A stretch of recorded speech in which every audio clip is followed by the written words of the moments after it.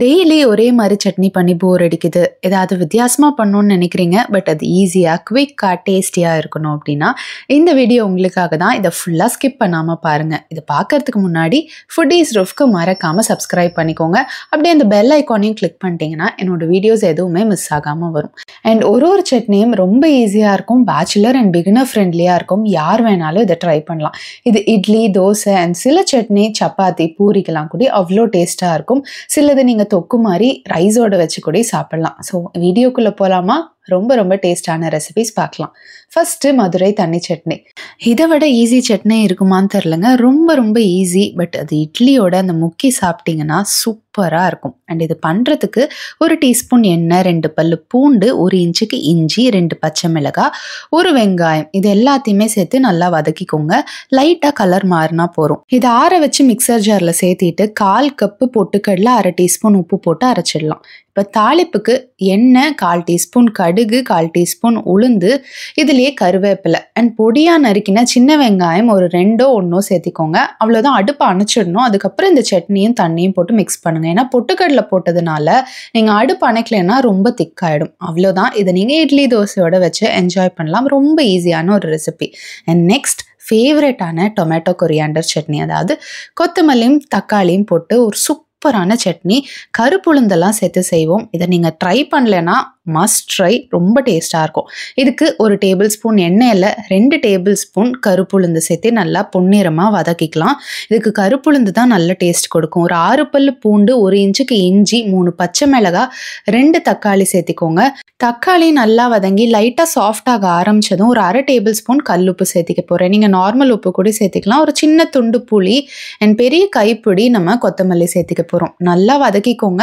இந்த மாதிரி எல்லாம் சுருண்டு வதங்கினதும் மிக்சர் ஜாரில் ஆற வச்சு அரைச்சிடுங்க. இப்போ இந்த சட்னிக்கு அப்படியே கூட தாளிக்கலாம். பட் நான் எப்பவுமே இந்த மாதிரி கடாயில் கடுகு, கருவேப்பிலை போட்டு அதுலேயே போட்டு சுருட்டி வச்சிங்கன்னா உங்களுக்கு ஒரு 2-3 நாள் நல்லா ஸ்டோர் பண்ணுறதுக்கு வசதியாக இருக்கும். அவ்வளோதான். சூப்பராக இருக்குல்ல? இது இட்லி, தோசை, ஈவன் சப்பாத்தியோட கூட நான் டேஸ்ட் பண்ணியிருக்கேன். ரொம்ப சூப்பராக இருக்கும். ட்ரை பண்ணி பாருங்கள். அண்ட் நெக்ஸ்ட் ரொம்ப டெலிஷியஸான கருவேப்பிலை சட்னி. இது ட்ரை பண்ணல அப்படின்னா நீங்கள் எதையோ ஒன்று மிஸ் பண்ணுறீங்க. அந்த தோசையோட நல்லா முருகலாக தோசை வாருங்க. அண்ட் இந்த கருவேப்பிலை சட்னி தொட்டு சாப்பிட்டீங்கன்னா செம்ம டெலிஷியஸாக இருக்கும். இதை மறக்காமல் ட்ரை பண்ணி பாருங்கள். இதுக்கு ஒரு கடாயில் 1 டேபிள் ஸ்பூன் எண்ணெய், 1 டீஸ்பூன் கடலைப்பருப்பு, 1 டீஸ்பூன் உளுத்தம்பருப்பு, ஒரு 5 வரமிளகாய், ஒரு 5லேருந்து 6 சின்ன வெங்காயம் நல்லா வதக்கிக்கலாம். 1 கப் கருவேப்பிலையை நல்லா வாஷ் பண்ணி சேர்த்திக்கலாம். இதுலேயே ஒரு துண்டு புளி. இது எல்லாத்தையுமே நல்லா வதக்கிட்டே இருந்தீங்கன்னா கருவேப்பிலை நல்லா பச்சை வாசனைலாம் போய் இந்த மாதிரி சுருண்டு வரும். இப்போ 1 டீஸ்பூன் எள்ளு, 4 துண்டு தேங்காய், இது எல்லாத்தையும் சேர்த்து நல்லா வதக்கிக்கலாம். தேங்காய் ரொம்ப சேர்க்க வேண்டாம், இல்லைன்னா ஒரு மாதிரி தேங்காயோட ஸ்மெல் டாமினேட் பண்ணும். இப்போ 1 டீஸ்பூன் உப்பு சேர்த்துட்டு நல்லா அரைச்சிடுங்க. கடுகு, உளுத்தம்பருப்பு, வரமிளகாய் கிள்ளி போட்டு எண்ணெயில் தாளிச்சு கொட்டிடுங்க. அவ்வளோதான். ரொம்ப டேஸ்டான கொஞ்சம் வித்தியாசமான கருவேப்பிலை சட்னி ட்ரை பண்ணோன்னா இதை கண்டிப்பாக ட்ரை பண்ணுங்கள். சூப்பராக இருக்கும். அண்ட் நெக்ஸ்ட் ரொம்ப ஃபேவரட்டான நோ கோகோனட் சட்னி. அதாவது பொட்டுக்கடலை, நிலக்கடலை போட்டு ஒரு சூப்பரான க்ரீமியான சட்னி. இது இட்லி, தோசைன்னு எல்லாத்தோடையும் சூப்பர் காம்பினேஷன். ஈவன் இடியாப்பத்துக்கு கூட எனக்கு ரொம்ப பிடிக்கும். இதுக்கு 1 டேபிள் ஸ்பூன் எண்ணெய், 2 பல்லு பூண்டு, 5லேருந்து 6 வரமிளகாய். இப்போ கருவேப்பிலையும் சேர்த்து வறுத்துட்டு 3 டேபிள் ஸ்பூன் நிலக்கடலை சேர்த்திக்கலாம். ஈக்குவல் குவான்டிட்டி ஆஃப் பொட்டுக்கடலை சேர்த்திக்கோங்க. இப்போ ஒரு பெரிய துண்டு புளி, பெருங்காயம், 1 இன்ச்சுக்கு இஞ்சி சேர்த்திக்க போகிறோம். இது எல்லாமே ரோஸ்டட் தான். நம்ம ரோஸ்டட் பீனட்ஸ், ரோஸ்டட் கிராம் தான் போட்டிருக்கோம். ஸோ ரொம்ப நேரம் வறுக்க தேவையில்லை. ஆற வச்சு மிக்சர் ஜாரில் உப்பு சேர்த்து அரைச்சிக்கோங்க. உப்பு எப்போவுமே 1/2 டீஸ்பூன் போடுங்க. தேவைப்பட்டால் அப்புறம் சேர்த்திக்கலாம். இதில் எண்ணெய், கடுகு, வரமிளகாய், கருவேப்பிலை போட்டு தாளிச்சிடலாம். குயிக்காக ஒரு ரெசிபி பண்ணோம், பட் டைமும் இல்லை அப்படின்னா இந்த ரெசிபி உங்களுக்காக தான். ரொம்ப ஈஸி. மறக்காமல் ட்ரை பண்ணி பாருங்கள். நெக்ஸ்ட் இஸ் பச்சை புளி சட்னி. இது ரொம்ப டேஸ்டி. நிறையா பேர் ட்ரை பண்ணியிருக்க மாட்டீங்கன்னு நினைக்கிறேன். இது ஆக்சுவலி எல்லாத்தோடையுமே செம்ம காம்பினேஷனாக இருக்கும். இட்லி, தோசை, இடியாப்பம், சப்பாத்தி, பூரின்னு சூப்பராக இருக்கும். ஏன்னா அந்த புளியோட டேங்கினஸ் அவ்வளோ சூப்பராக இருக்கும். இதுக்கு நல்லா ஒரு எலுமிச்சம்பழம் சைஸ் புளியை ஒரு 10 நிமிஷம் தண்ணியில் சோக் பண்ணிக்கலாம். அதே மாதிரி ஒரு 10லேருந்து 8 வரமிளகாயை அப்படியே தண்ணியில் சோக் பண்ணிக்கோங்க. இப்போ சோக் பண்ண ரெண்டையுமே நம்ம மிக்சர் ஜாரில் சேர்த்திட்டு ஒரு 4லேருந்து 5 சின்ன வெங்காயம், 1 டேபிள் ஸ்பூன் வெல்லம், 1/2 டீஸ்பூன் உப்பு, இது எல்லாத்தையும் சேர்த்து அரைச்சிக்கோங்க. அவ்வளோதாங்க. ரொம்ப ரொம்ப ஈஸி இந்த சட்னி. மேலே 1 டேபிள் ஸ்பூன் நல்லெண்ணெய் சூடு பண்ணி விட்டுக்கலாம். அவ்வளோதான். இதை விட ஈஸி சட்னி இருக்க முடியுமா? காலையில் சட்டுன்னு பண்ணணுன்னா நல்ல புளிப்பா இனிப்பா சூப்பர் டெலிஷியஸாக இந்த சட்னி பண்ணி கொடுங்க. சூப்பராக இருக்கும். And next ever Epic onion chutney. ரொம்ப சிம்பிள் பண்ணுறது. இது ஒரு வீட்டில் ஒரு மாதிரி பண்ணுவாங்க. நான் ரொம்ப சிம்பிளிஃபைடாக பண்ணியிருக்கேன். ரொம்ப டேஸ்ட்டாக இருக்கும். இதை நீங்கள் ஸ்டோர் பண்ணி வச்சு கூட சாப்பிட்லாம். இந்த பச்சை புளி சட்னி, ஆனியன் சட்னி இது எல்லாமே நீங்கள் ஸ்டோரேஜ் லைஃப் இருக்கிறதுனால நல்லா ஸ்டோர் பண்ணி வச்சு சாப்பிட்லாம். இப்போ ஒரு பேனில் 2 டீஸ்பூன் எண்ணெய் சேர்த்துக்க போகிறோம். வெங்காயம் ஒரு 3 வெங்காயம் நான் நறுக்கி வச்சுருக்கேன். 1-2 நறுக்கினா போகிறோம், நம்ம அரைக்க தான் போகிறோம். ஸோ இதுலேயே ஒரு 1/2 டீஸ்பூன் கல்லுப்பு போட்டு வதக்கினீங்கன்னா சீக்கிரமாக வெங்காயம் வதங்கும். இதுலேயே ஒரு துண்டு புளி, 3 காஷ்மீரி மிளகா அண்ட் 6 குண்டு மிளகா சேர்த்திருக்கேன். நீங்கள் காஷ்மீரி மிளகா இல்லைன்னா விட்டுறலாம், ஜஸ்ட் கலருக்காக தான். நல்லா வதக்கிட்டு இந்த மாதிரி அரைச்சிடுங்க.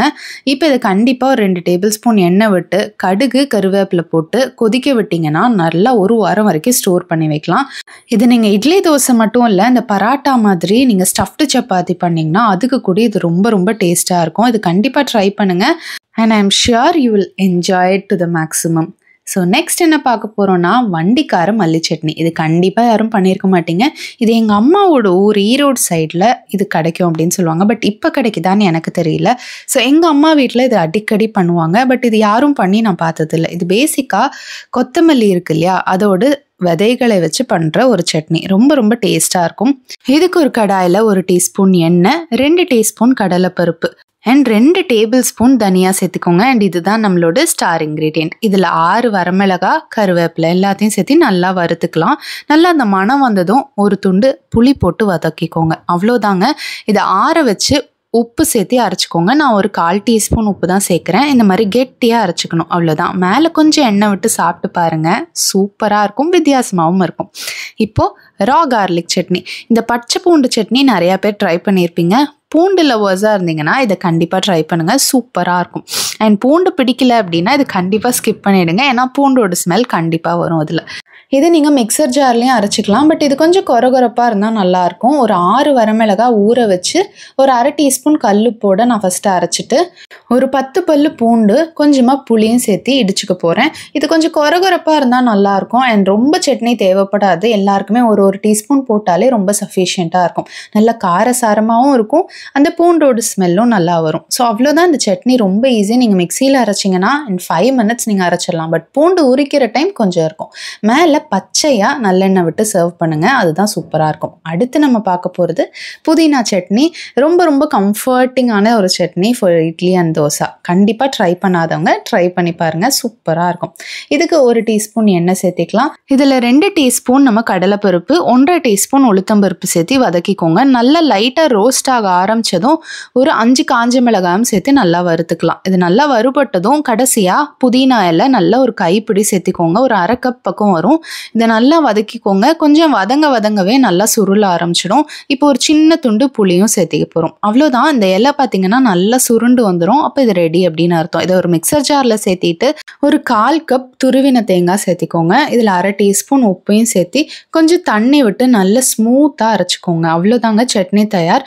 ரொம்ப ரொம்ப டேஸ்ட்டாக இருக்கும். இதுக்கு நீங்கள் நார்மலாக கடுகு கருவேப்பிலை போட்டு தாளிச்சாலே சூப்பராக இருக்கும். இது சுட சுட இட்லி தோசையோட அல்டிமேட் காம்பினேஷனாக இருக்கும். நல்லா பஞ்சு மாதிரி இட்லி வச்சுக்கோங்க. அண்ட் இந்த சட்னி விட்டு சாப்பிட்டீங்கன்னா எவ்வளோ சட்னி சாப்பிட்றீங்கன்னே தெரியாது. And if you are a mint lover, this is a must try. புதினாவே பிடிக்கலைன்னா கூட இந்த சட்னி கண்டிப்பாக பிடிக்கும். ஏன்னா இது அவ்வளோ ஃப்ளேவர்ஃபுல்லாக இருக்கும். கண்டிப்பாக ஒரு வாட்டி ட்ரை பண்ணுங்கள். You will love every bite of it. And next is evergreen நிலக்கடலை சட்னி, அதாவது பீனட் சட்னி. இது கண்டிப்பாக எல்லார் வீட்லேயும் பண்ணியிருப்பீங்க. பண்ணாதவங்க இந்த மாதிரி ட்ரை பண்ணி பாருங்கள். இது என்னோட வெர்ஷன்.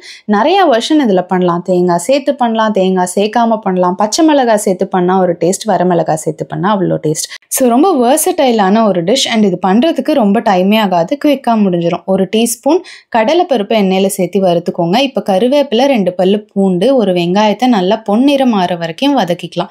இப்போ 6 வரமிளகாய் சேர்த்திருக்கேன். இதுலேயே 3லேருந்து 4 டேபிள் ஸ்பூன் நிலக்கடலை தோல் நீக்கி சேர்த்திருக்கேன். இதுலேயே ஒரு துண்டு புளியும் சேர்த்து வறுத்துக்கோங்க. நிலக்கடலை வறுத்த கடலைங்கிறதுனால ரொம்ப நேரம் வறுக்க வேண்டாம். ஆற வச்சு ஒரு 1/2 டீஸ்பூன் உப்பு சேர்த்து இந்த மாதிரி மையாக அரைச்சிக்கோங்க. அவ்வளோதாங்க, ரொம்ப சிம்பிள். கடுகு, உளுத்தம்பருப்பு, கருவேப்பிலை, வரமிளகாய் போட்டு தாளிச்சிடுங்க. அண்ட் இந்த சட்னி பிடிக்காதவங்க இருக்கவே முடியாது, ரொம்ப ரொம்ப டேஸ்டி. இது என்னோட நோ கோகோனட் வெர்ஷன். இது கோகோனட் போட்டும் பண்ணலாம், அது நான் இன்னொரு வீடியோவில் காட்டுறேன். அண்ட் நெக்ஸ்ட் இஸ் இஞ்சி சட்னி. இது ரொம்ப ரொம்ப ஃபேமஸ் இன் ஆந்திரா. இந்த பெசரட்டோடலாம் செம்ம காம்பினேஷன்.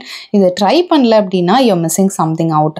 இது நீங்கள் வாரக்கணக்காக ஸ்டோர் பண்ணி வச்சு சாப்பிட்லாம், அவ்வளோ டேஸ்ட்டாக இருக்கும். இதுக்கு 2 டீஸ்பூன் எண்ணெயில் 1 டேபிள் ஸ்பூன் கடலைப்பருப்பு, 2 டீஸ்பூன் தனியா, இது எல்லாத்தையுமே சேர்த்து நல்லா வறுத்துக்கோங்க. இப்போ இதுக்கு 10 காஞ்ச மிளகாய் போட்டுக்கணும். இதுக்கு காரம் கொஞ்சம் சுள்ளுன்னு இருந்தால் தான் நல்லாயிருக்கும். கருவேப்பிலையும் போட்டுக்கோங்க. இஞ்சி பார்த்தீங்கன்னா ஒரு ஃபுல் இஞ்சி இருக்கு இல்லையா, அதை ஃபுல்லாகவே கட் பண்ணியிருக்கேன்.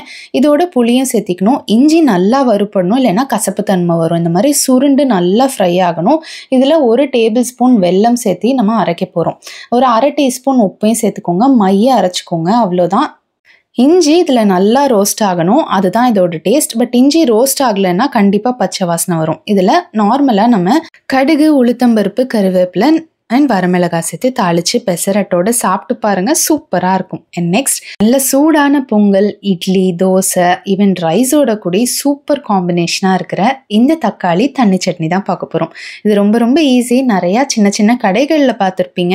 ஏன்னா இது பண்ணுறதுக்கு ரொம்ப எஃபர்ட் வேண்டாங்க. பட் இது நிறையா பேருக்கு சர்வ் பண்ணோம் அப்படின்னா இதை பண்ணிட்டீங்கன்னா உங்களுக்கு கவலையே வேண்டாம், அத்தனை பேர் இதில் சாப்பிட்லாம். ஸோ இதனால தான் இது வண்டி கடையிலலாம் அடிக்கடி பண்ணுவாங்க. அண்ட் டேஸ்ட்டும் ரொம்ப சூப்பராக இருக்குங்க. இதுக்கு ஒரு 3லேருந்து 4 தக்காளி சேர்த்து நல்லா அரைச்சிக்கோங்க பச்சையாகவே.